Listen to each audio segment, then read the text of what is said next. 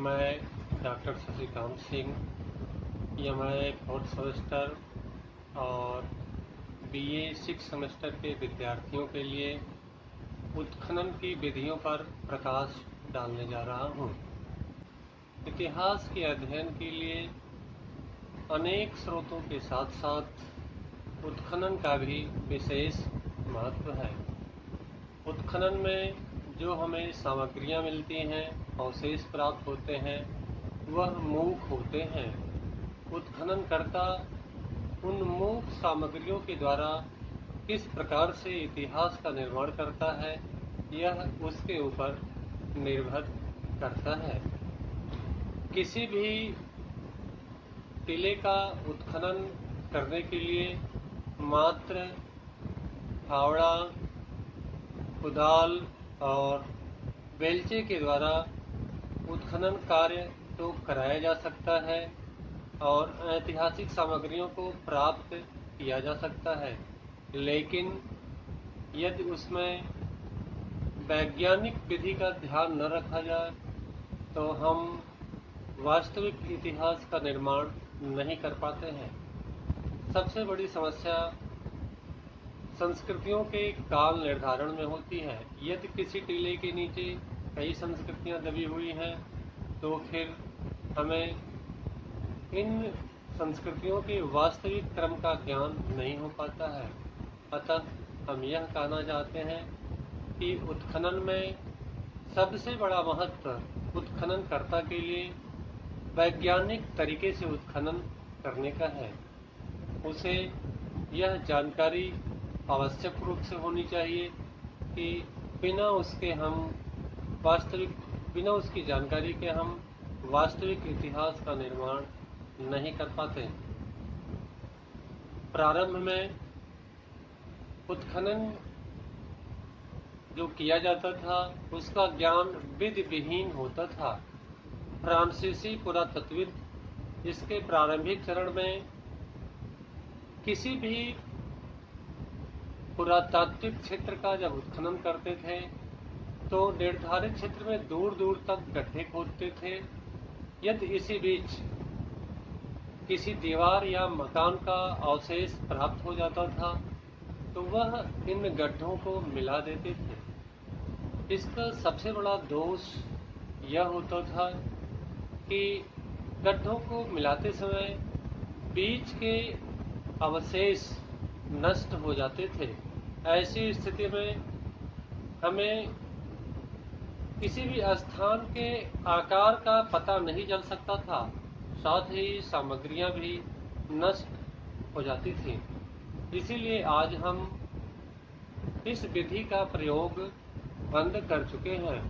अब हम उत्खनन की नई विधियों का प्रयोग करते हैं, जिसके अंतर्गत मुख्य रूप से 2 विधियां आती हैं, लंबवत उत्खनन और क्षैतिज उत्खनन। लंबवत उत्खनन जैसा कि इसके नाम से ही स्पष्ट है, इस प्रकार की खुदाई लंबाई में की जाती है। इसमें निर्धारित क्षेत्र में खुदाई प्रारंभ करने के लिए वहां लंबाई में गड्ढे खोदते हैं और ये गड्ढे तब तक ऊपर से नीचे ले जाते हैं जब तक कि अप्रयुक्ता भूमि अर्थात नेचुरल सॉइल न मिल जाए। अप्रयुक्ता भूमि से आशय यह है कि उस टीले के नीचे कितनी संस्कृतियां दबी हुई हैं, इसकी जानकारी हम इस विधि के द्वारा प्राप्त कर पाते हैं। यह उत्खनन एक सीमित क्षेत्र में ही किया जाता है, जिससे यह पता चल सके कि उस स्थान पर कितने काल तक किन किन युगों के व्यक्तियों द्वारा सभ्यता विकसित हुई। इससे यह ज्ञात होता है कि किन किन सभ्यताओं द्वारा यहाँ बस्तियां बनाई गई थीं। बड़े बड़े नगरों का उत्खनन कार्य इसी विधि के द्वारा किया जाता है। इससे नगरों का अवशेष सरलता से प्राप्त हो जाता है। हम जितने भी प्राचीन नगरों की खुदाई किए उसमें लंबवत उत्खनन की भूमिका महत्वपूर्ण है। यह विधि एक स्थान से दूसरे स्थान का संबंध जानने में भी सहायक होती है। व्हीलर महोदय ने लंबवत उत्खनन की विधि को टाइम स्केल अथवा कल्चर स्केल कहा है। इस विधि द्वारा उत्खनन का कार्य प्रारंभ करके उसकी समाप्ति नेचुरल सॉइल तक की जाती है। इससे यह भी ज्ञात होता है कि इस स्थान पर बसने वाली सभ्यता का विनाश क्रम किस प्रकार हुआ। हम उसके विनाश की कहानी जान पाते हैं। कोई भी सभ्यता कब प्रारंभ हुई, कब तक रही और कैसे उसका विनाश हुआ। जैसे इस विधि का प्रयोग सर्वप्रथम मोहनजोदड़ो की खुदाई में किया गया था, लेकिन लंबवत उत्खनन का एक दोष यह है कि इस विधि द्वारा हम किसी एक संस्कृति का संपूर्ण ज्ञान प्राप्त नहीं कर पाते हैं। इससे मात्र स्थान विशेष में सभ्यताओं के कालक्रम का ज्ञान होता है। मानव सभ्यता के संपूर्ण इतिहास का ज्ञान नहीं प्राप्त हो पाता है। यह ज्ञान प्राप्त करने के लिए हम उत्खनन की दूसरी विधि क्षैतिज उत्खनन का प्रयोग करते हैं। जैसा कि नाम से ही स्पष्ट है, क्षैतिज उत्खनन हेतु जो कार्य किया जाता है वह विस्तार में किया जाता है। नाम से ही स्पष्ट है, क्षैतिज का अर्थ है विस्तार अथवा फैलाव। इस विधि में उत्खनन गहराई में नहीं किया जाता है, अपितु एक स्थान पर सभ्यता का विस्तार संपूर्ण रूप से अथवा अधिकृत क्षेत्र में उस काल की सभ्यता के विभिन्न पहलुओं को विस्तार से देखने का प्रयास इस विधि द्वारा किया जाता है। इस विधि के द्वारा यह स्पष्ट हो पाता है कि उस काल के मनुष्य द्वारा इस सभ्यता के विकास में क्या योगदान रहा है। यदि कोई स्थान एक सांस्कृतिक युग में अपने को संजोए है तो उसका सांगोपांग चित्रण क्षैतिज उत्खनन के द्वारा ही किया जाता है।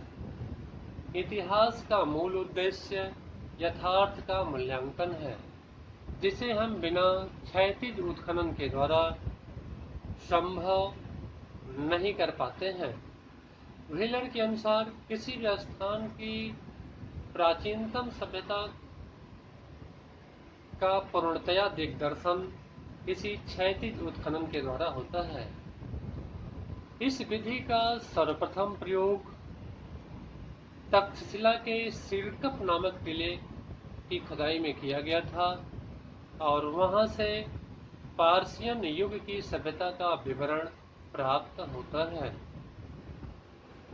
व्हीलर महोदय के अनुसार किसी भी स्थान के उत्खनन के लिए हमें इन दोनों उत्खननों का प्रयोग साथ साथ करना चाहिए, लंबवत उत्खनन और क्षैतिज उत्खनन, क्योंकि ये दोनों उत्खनन एक दूसरे के पूरक माने जाते हैं।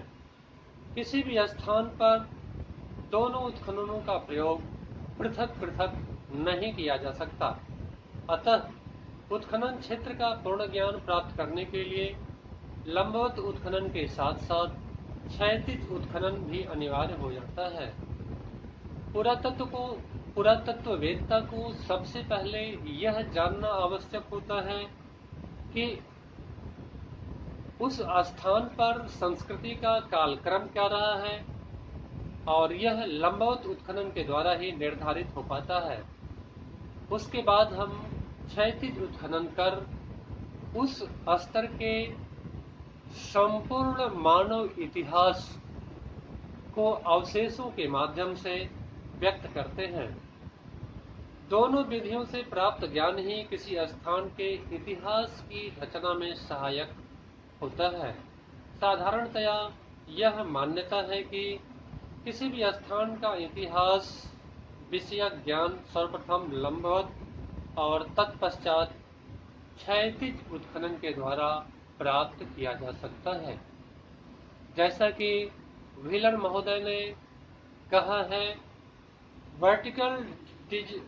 Vertical digging first and horizontal digging afterwards, अर्थात लंबवत उत्खनन पहले और क्षैतिज उत्खनन बाद में।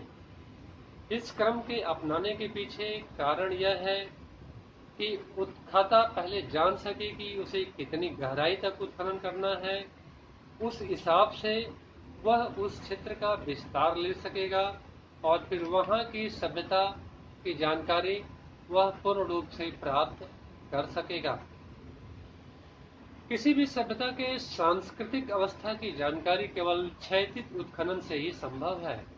अतः यह कहा जा सकता है कि लंबवत उत्खनन से नगर का इतिहास तथा उसकी प्राचीनता का पता लगता है तथा क्षैतिज उत्खनन से सभ्यता की पूर्णता का दिग्दर्शन होता है।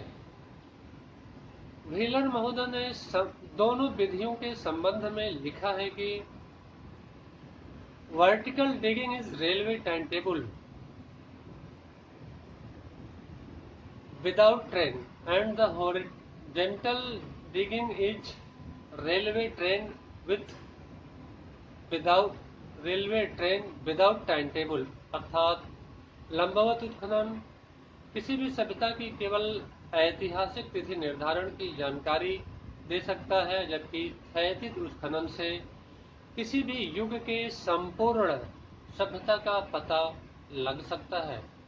अतः दोनों विधियों का साथ साथ प्रयोग कर हम